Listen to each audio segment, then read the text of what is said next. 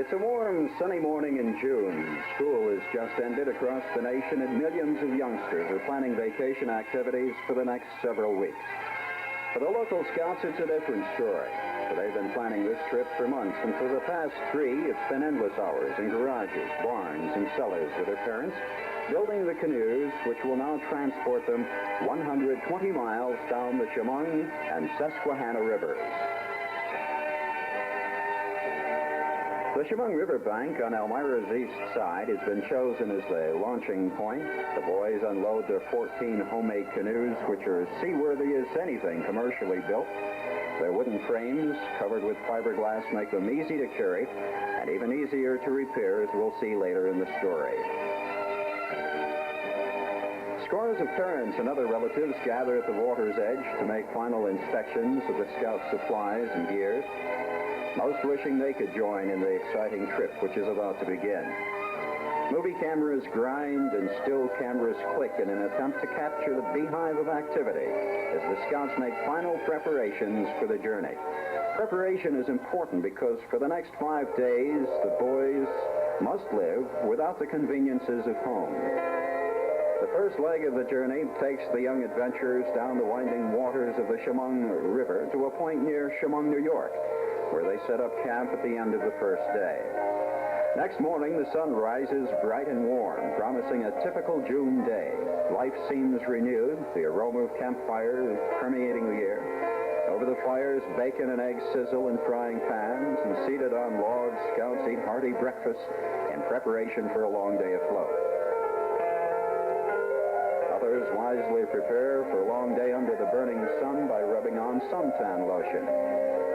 After breakfast, the Scouts go about the task of cleaning up the campgrounds, which at the time was a pasture. It's since been transformed into a new 4-lane highway complex.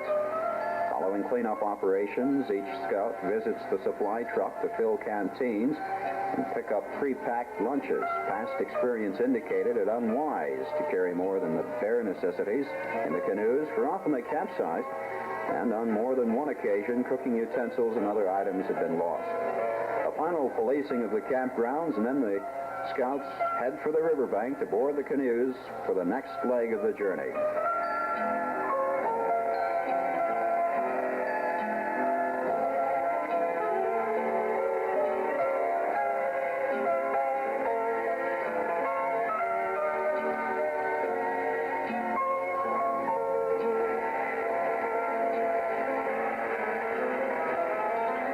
Distance downstream, we pass a disabled canoe, the victim of sharp rocks, which are always lurking beneath the surface of the water.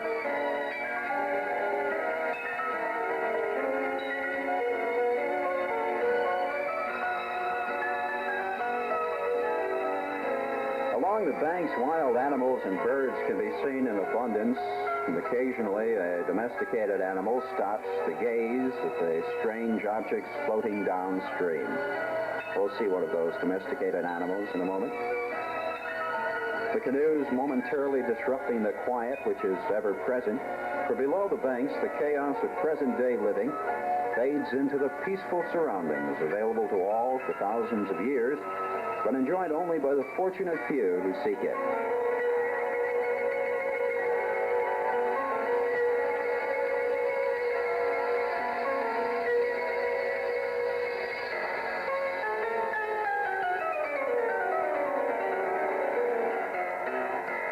After a few hours of canoeing, the sun stands nearly overhead, and even on the cool water of the Chemung, it becomes somewhat uncomfortable. As the Scouts reach the Athens, Pennsylvania area, they go ashore to rest. Several go swimming in the inviting blue-green water. One Scout enjoys a crab hunt.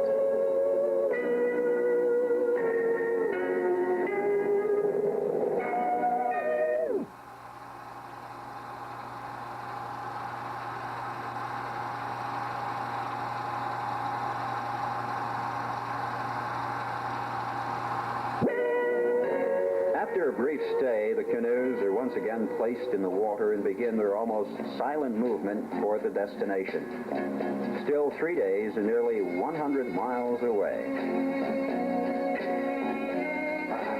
What a life. I won't spoil it with narration.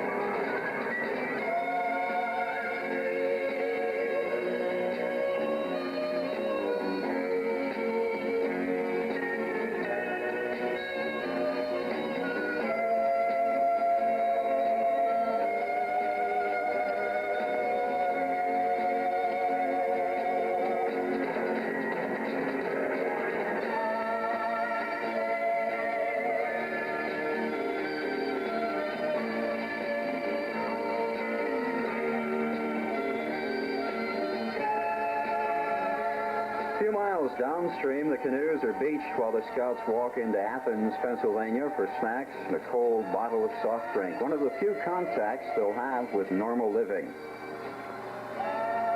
Soon they're back on the water at approaching Tioga Point, where the smaller Chemung River empties into the ever-growing Susquehanna. So far, the scenery has been beautiful, and I assure you it won't fade, for as one travels on this natural waterway, each bend reveals yet another breathtaking scene.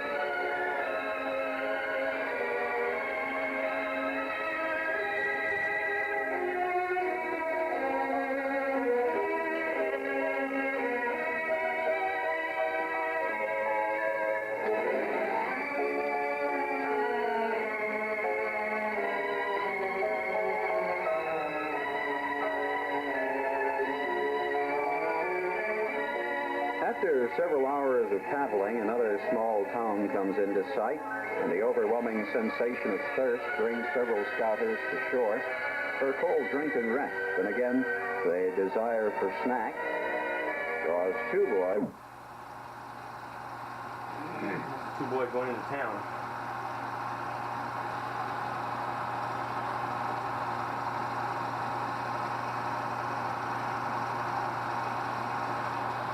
To a country store in Ulster, Pennsylvania. Undoubtedly, candy is their main concern at the moment, but they'll need it for energy because it's a long trip from Elmira to Tunkhannock by canoe.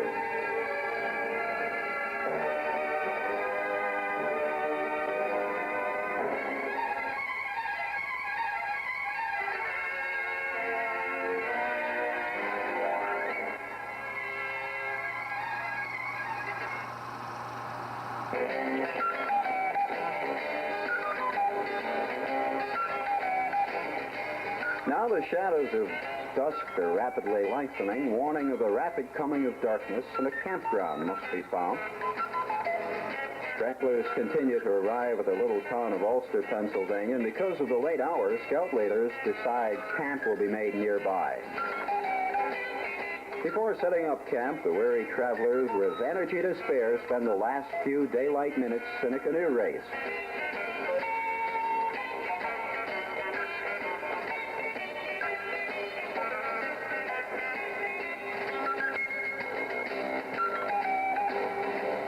He looks like the loser.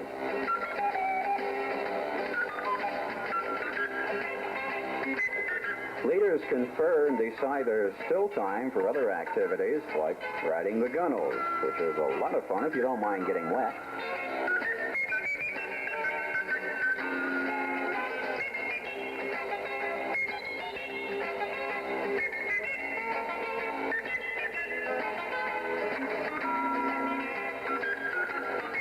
And if you don't mind getting wet and a little greasy at the same time, here's a twist, a greased watermelon fight.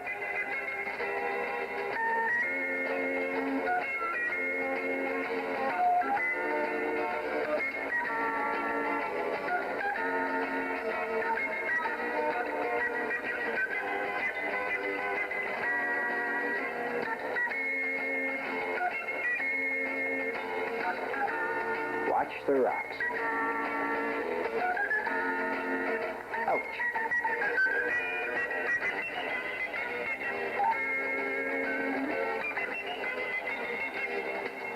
There's the victor.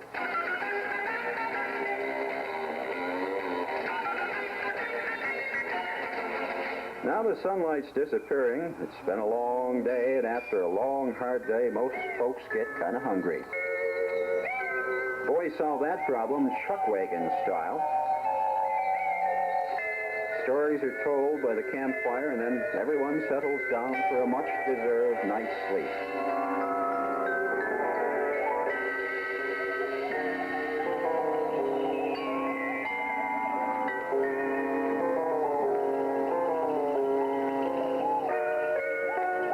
Next morning comes all too soon. The morning air is cool, but not for very long. As the sun's rays break over the mountain east of camp, one soon realizes it's going to be another hot day in the water. First of all, to prepare for the long, hot day, sleeping bags are rolled up, Mess kits are cleaned, tents are disassembled, and damaged canoes are repaired with fiberglass patches.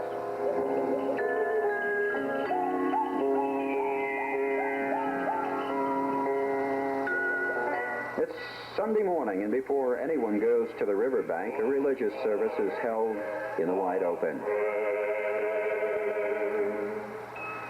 There my Savior awaits, and he opens the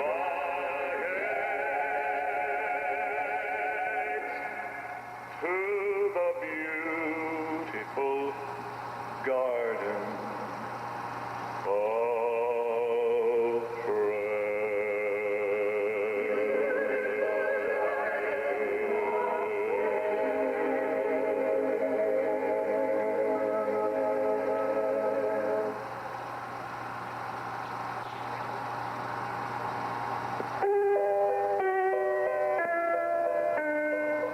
It's a new day, and there are new things to do and see, so let's get the fleet moving.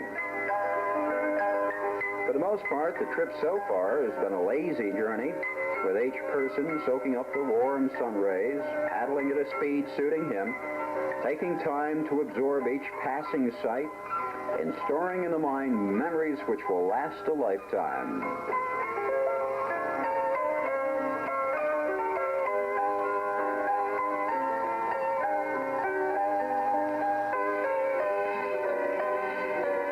The smooth water is occasionally broken by small rapids, which sharpen the alertness of those passing through. They last for a few seconds, and then it may be miles before another appears.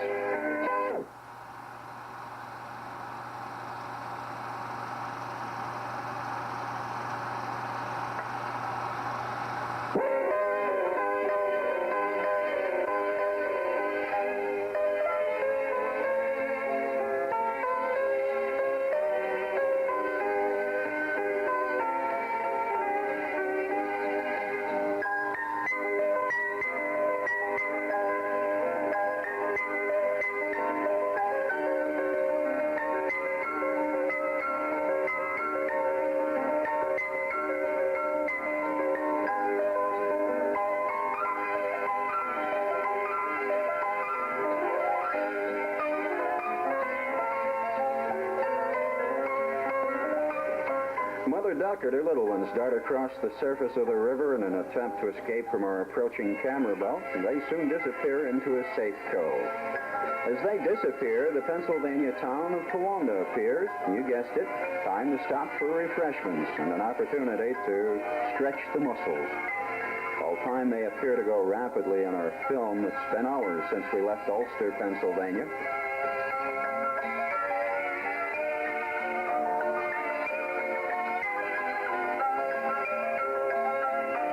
The break ends, scout leaders confer, then it's back to the water.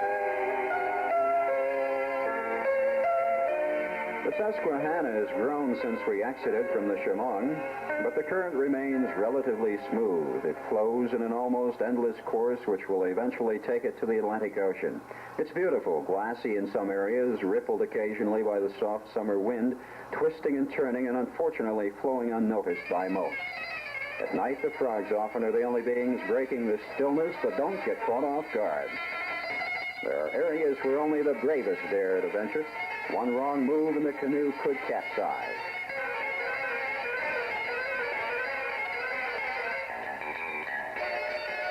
Fortunately, everyone in the group made it through safely, but others weren't so lucky.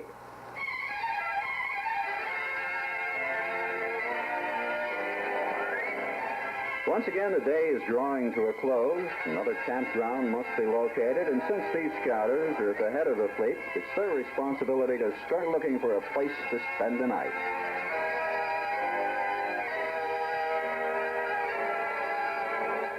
That spot's still several miles downstream. After all, it's a long way from Elmira to Tunkhannock by canoe.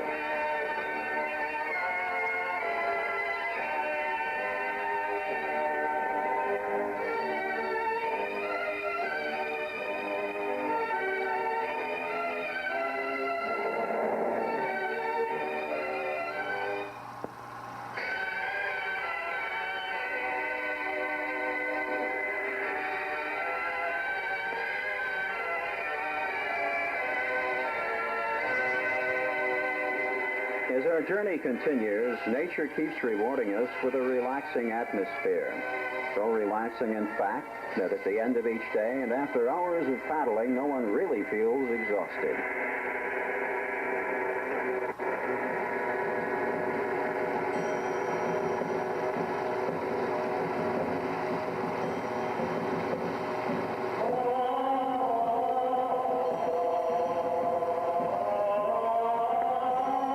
River currents draw the scouters onward toward another landmark, Echo Point, Pennsylvania. It is here that the young men will regroup and take a breather, occupying themselves with whatever suits their fancy. Some choose to participate in water games such as over and under, riding the gunwales, and riding the craft like logs.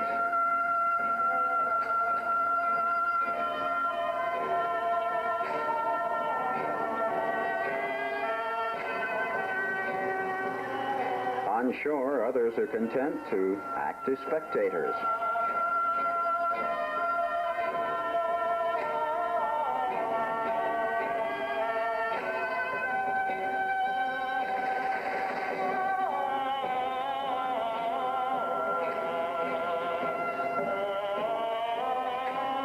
Back in the woods, a short distance from all the activity, a scout and troop leader Bob Baker quenched their thirst at the pump of an artesian well as a gracious hostess looks on.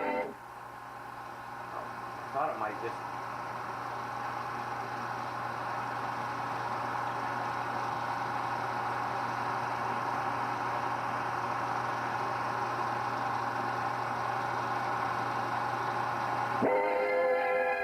This is Echo Point, with a mountain of rock towering above the scenic riverbed.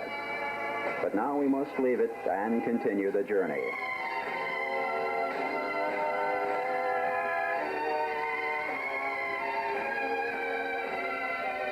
Troop leaders riding a canoe equipped with an outboard motor which allows them to move about more rapidly, keeping track of all the canoes, which at times are spread out along the river for several miles.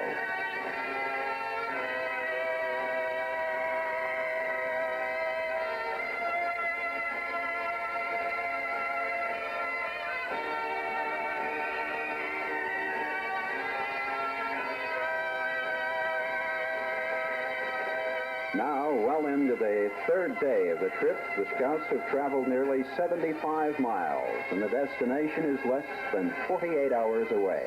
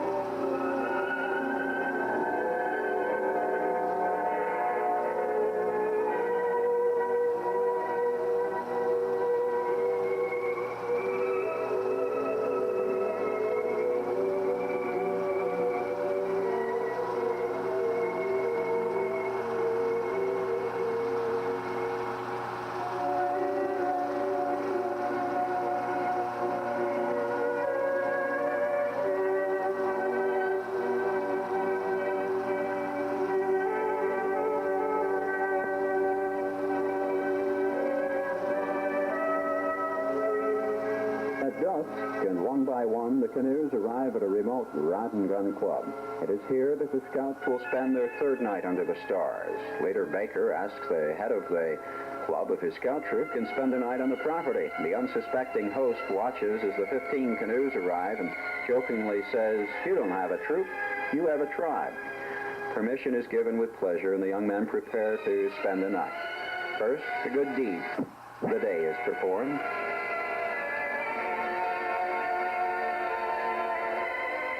The arrival of the supply truck was always a welcome sight, and with it came food, sleeping gear, and an occasional note from home.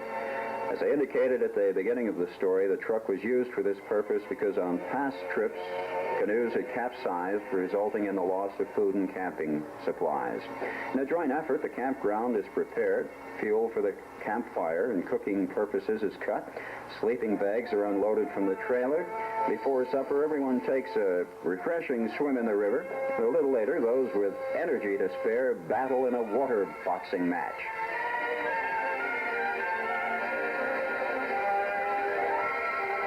A new friendship is made with a bird and a boy, a bird fresh from the nest. Now it's supper time and time to relax.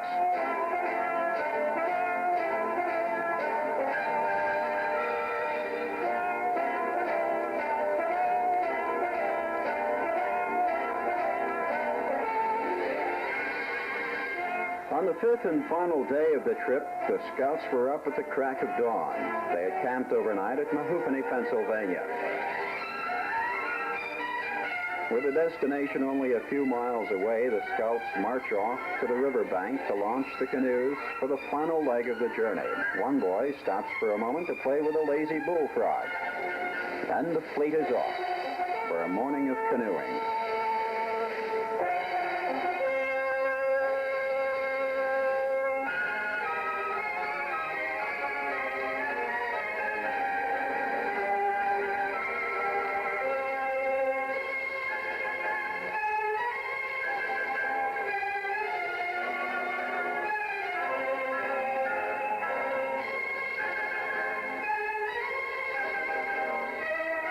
In early afternoon, the temperature hovers around the 90-degree mark.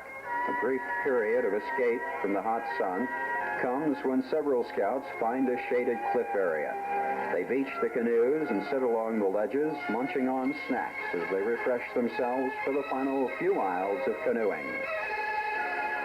A short distance up the bank, a young man fills his canteen with ice-cold spring water drawn from nature's own reservoir. And is back to the water. And a final surge of energy propels the canoes onward to the destination, which comes into view a few miles downstream.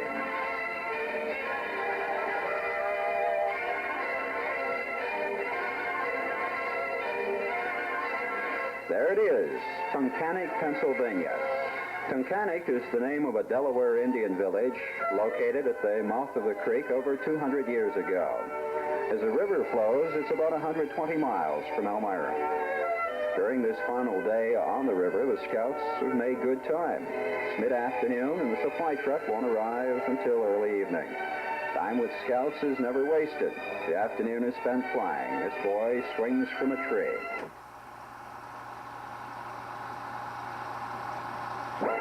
One by one, each canoe is brought to the road, running parallel to the river.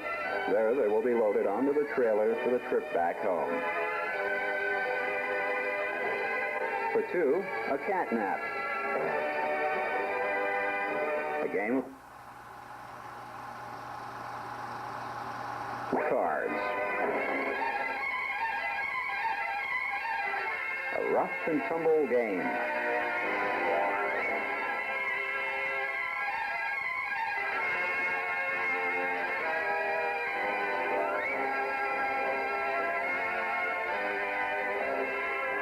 Then the truck arrives with food for the final supper on the river. What a pleasant sight. A moment of reflection. When something ends, something new begins. Sometime when you're out for a drive, stop along a river. Stop for a moment and admire the beauty that nature has, for millions of years, preserved for all of us. Better yet, take a canoe trip yourself and hope that a million years from now, young men like those in our story can make the same trip and receive the same pleasures on a journey from Elmira to Tunkhannock by canoe.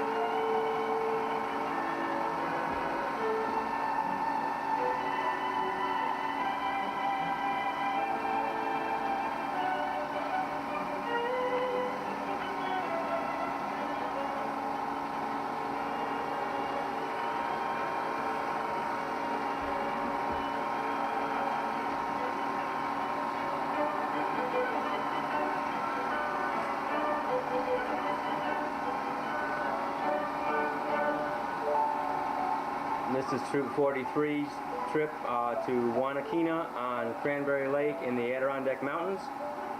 We'll be going up there to spend a couple of days and do some canoeing and hiking up in the mountains and doing other activities as such.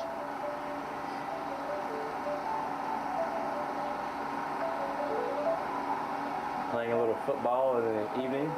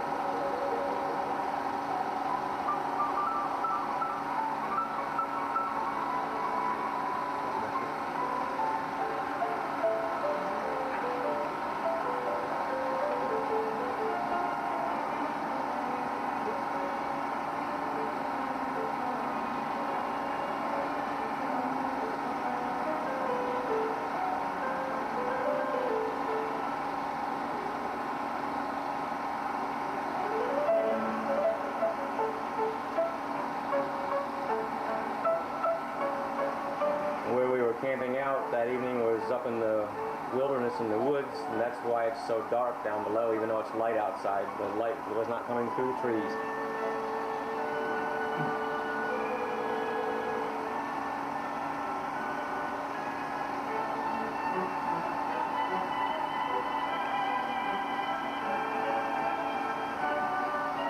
Boys in line getting ready to clean up their mess kits and probably pack things up and get ready to shove off so we can go to Wanakina that day.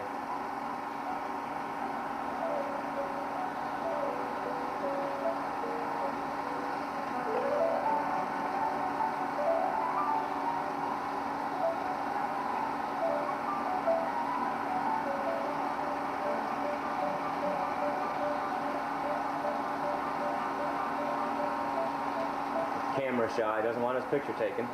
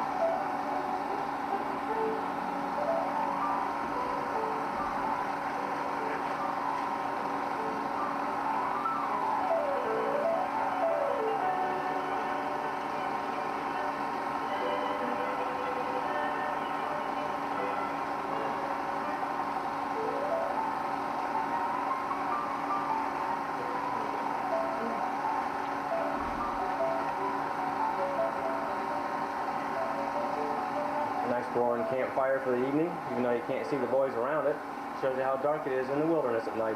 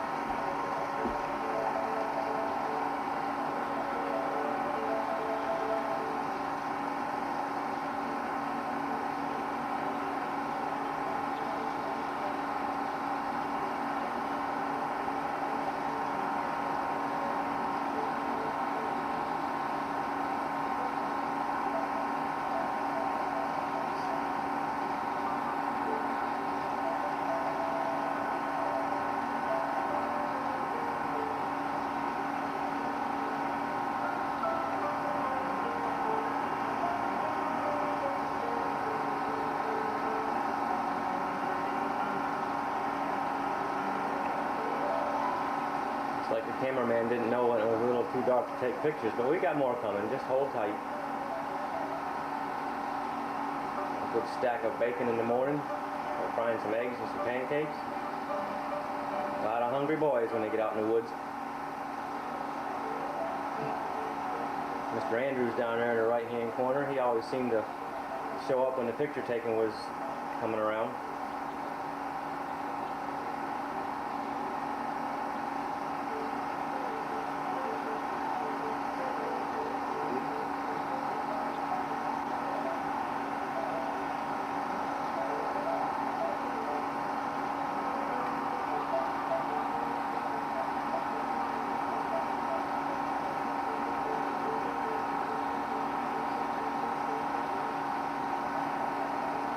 There we go, we got some daylight finally.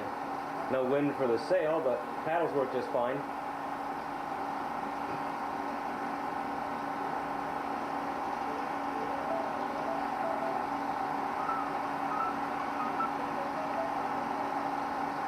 There's Scout Leader Baker with his motorized canoe so we could get around in case there were any emergencies.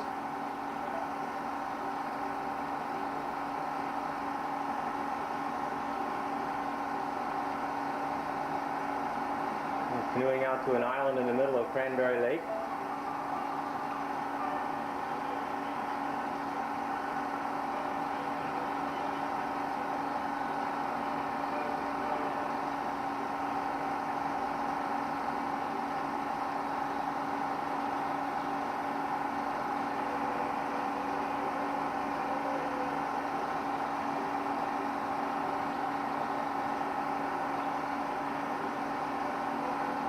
Bring out those wet towels.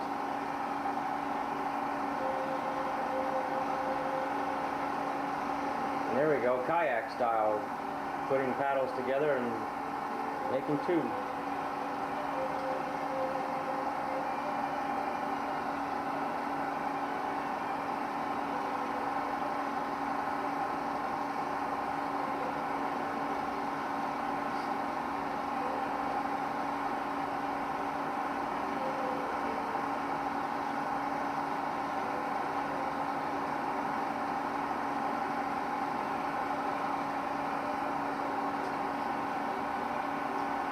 Here we are at the Benson ore mines, getting instructions and getting our hard hats on so we can go around the construction site.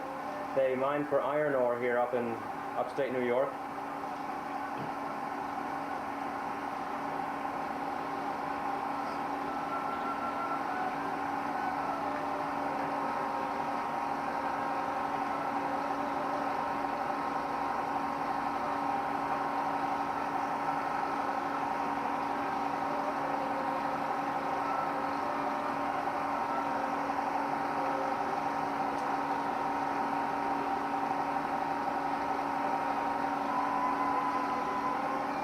Most of the boys had never seen any big equipment operation like that. It was quite something to see.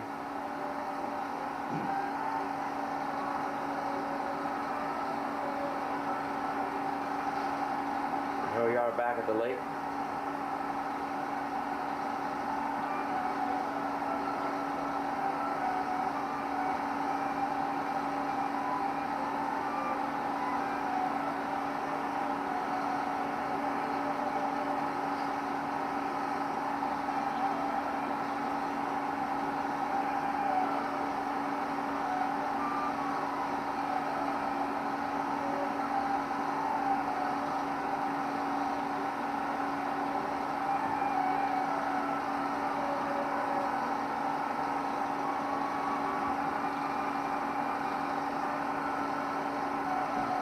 As all the scouters have their rain gear on, I believe we were getting ready to embark on a hike up through the mountains up to a forest ranger's tower that was locked and unoccupied when we got there, and we had to just turn around and come on back. And we were a bunch of wet boys then.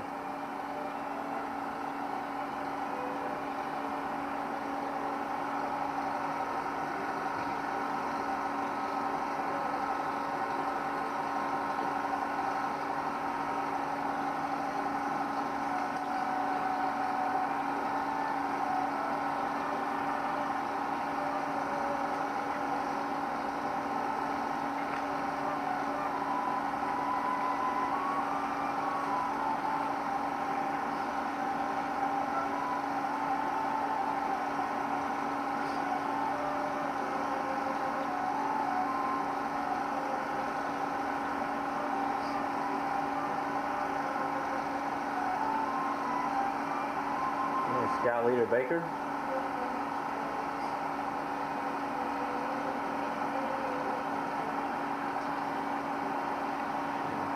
Someone getting a tow, got a little tired of paddling, I guess.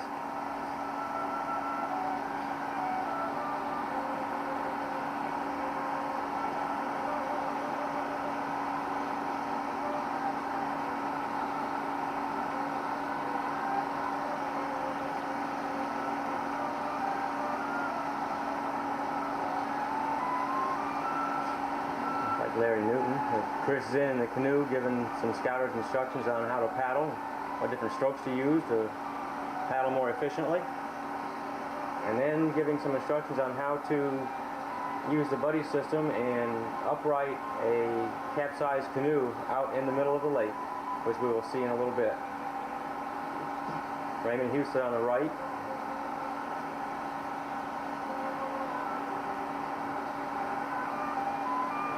Ray Baker with a hat on there on the left-hand side handling the canoe.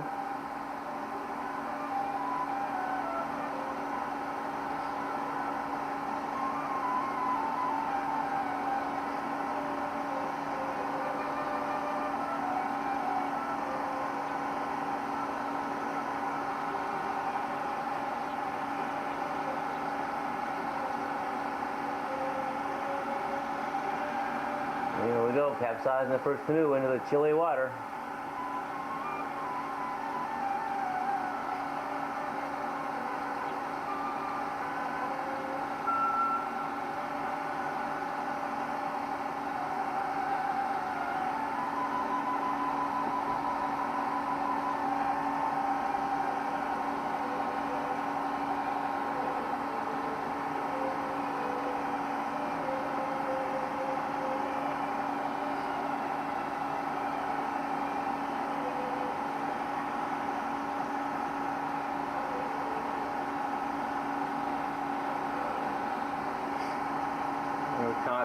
Constantly patrolling the area with the motorized canoe in case there were any emergencies. Always had safety in mind.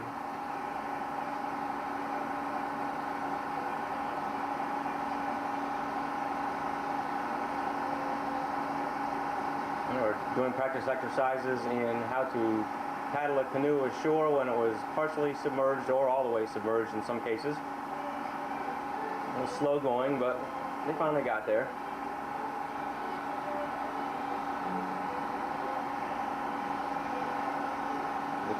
The rule of thumb is to always stay with the boat.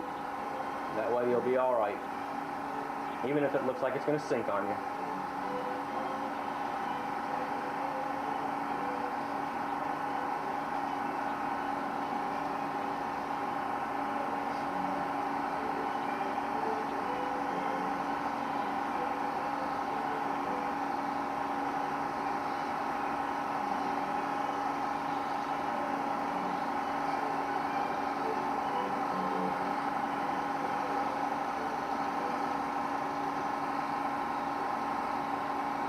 Now let's see you pick that heavy canoe up full of water.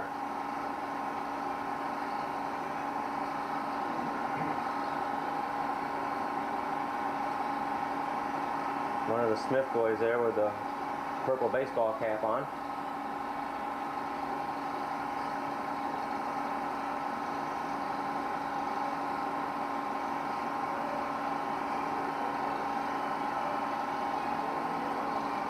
And here we go, using the exercises to upright a capsized canoe.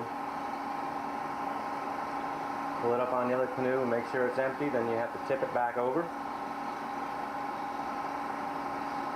And slide it into the water and put it next to your canoe. Hang on to it while the people get back in it.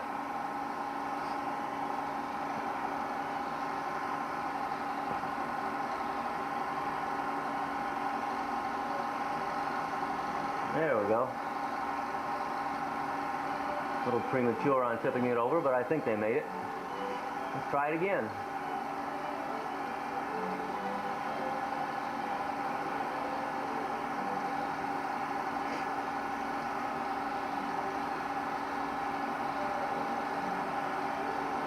There we go, holding on to one side while the person's getting back in on the other side. That way it won't recapsize again.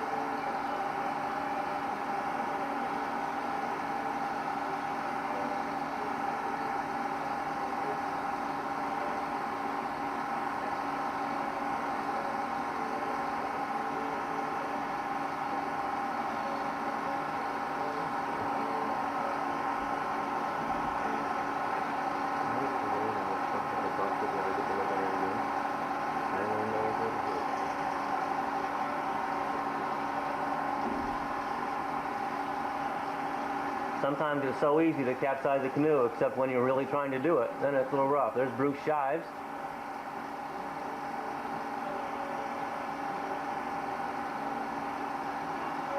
Otherwise known as Shively. We all had our nicknames.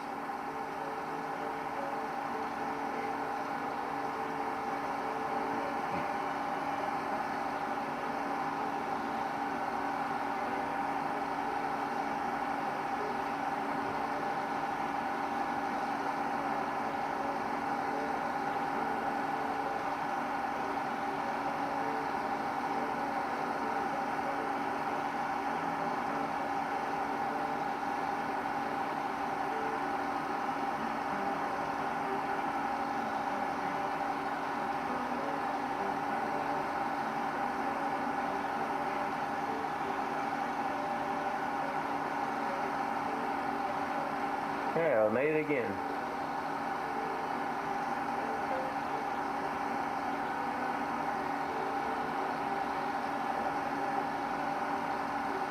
Guess we're going to practice till we get it right.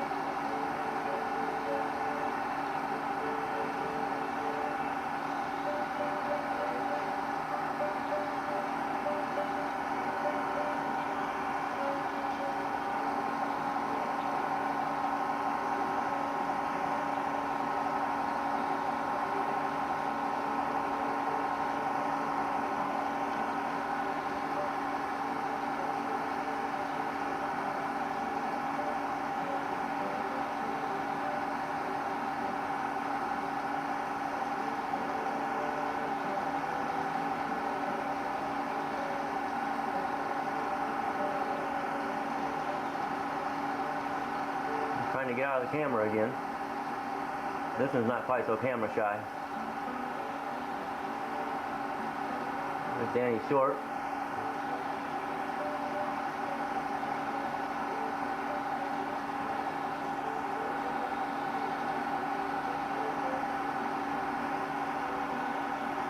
I'm gonna go it alone.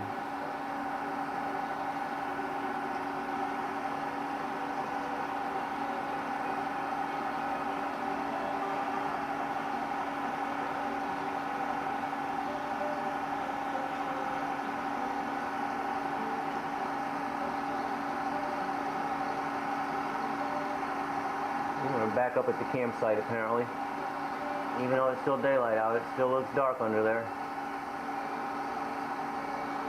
Up in the wilderness, the trees are really thick. See, there's daylight. But not down where we're at.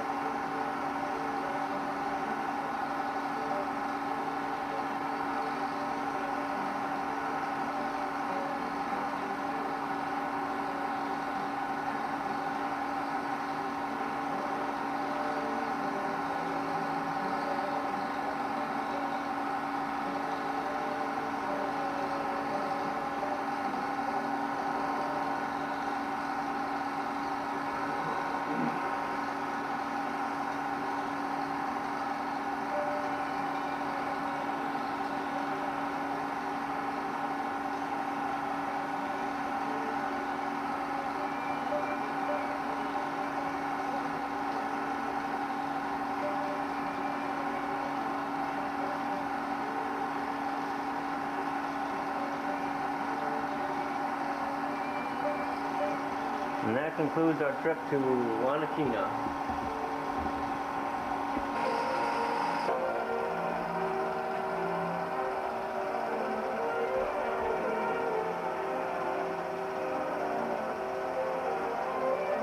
This is the beginning of Troop 43's 50-mile hike up to General Sullivan's Trail, one that he took during the war. And our destination would eventually be Camp Seneca, the Boy Scout camp on Watkins Glen Lake.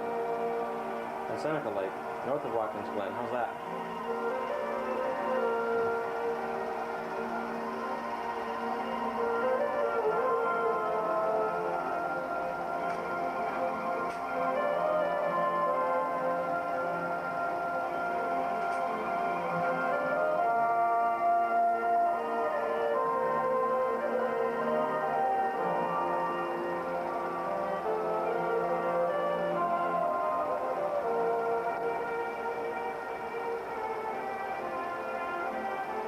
The boys with walkie-talkie radio so that we can keep track of each other going through the woods. There's Butch Dalter taking a break. We caught him. There's Scout Leader Baker, and Butch Dalter, Rick Steiner holding the flag.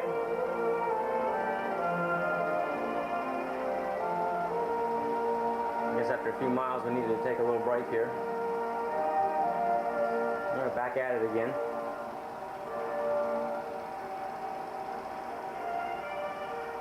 Joe Root, Ray Baker, Scout Leader Baker, probably Raymond Houston there with a knapsack on. Appeared to be Pat Titus there.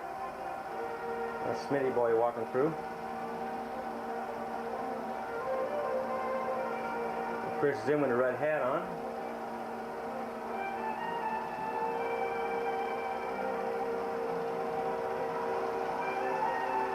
And the Smith boys has a blister on his heel already. There's Ted Bird taking a break.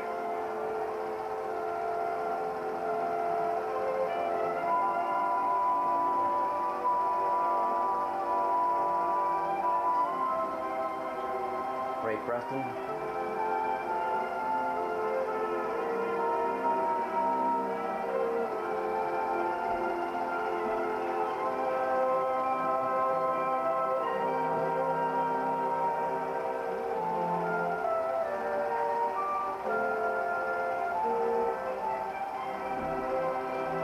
First night setting up camp.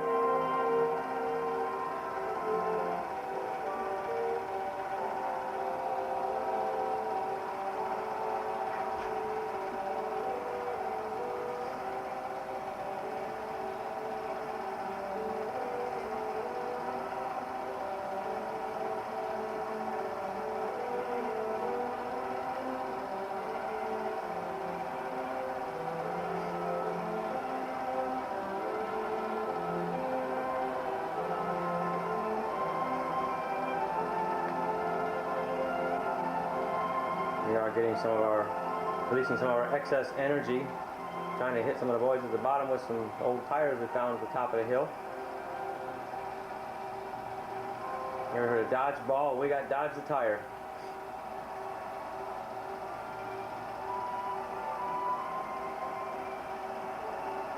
Here we are on a chow line. We all had good appetites. There's Joe Root, Ray Baker. The Gleckner boys there on the left. Scoutmaster Baker, he's got a big pot. He's really hungry.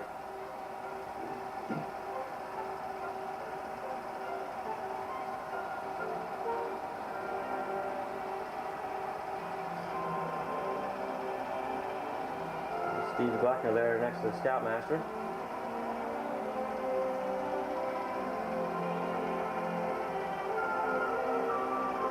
Back on the road again.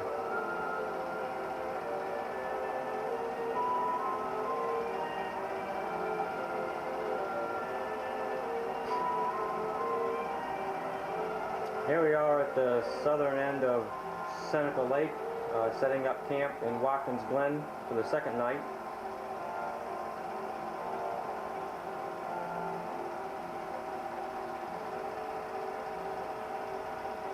Way in the background there you can see Watkins Salt Factory, which we'll get a little glimpse of later.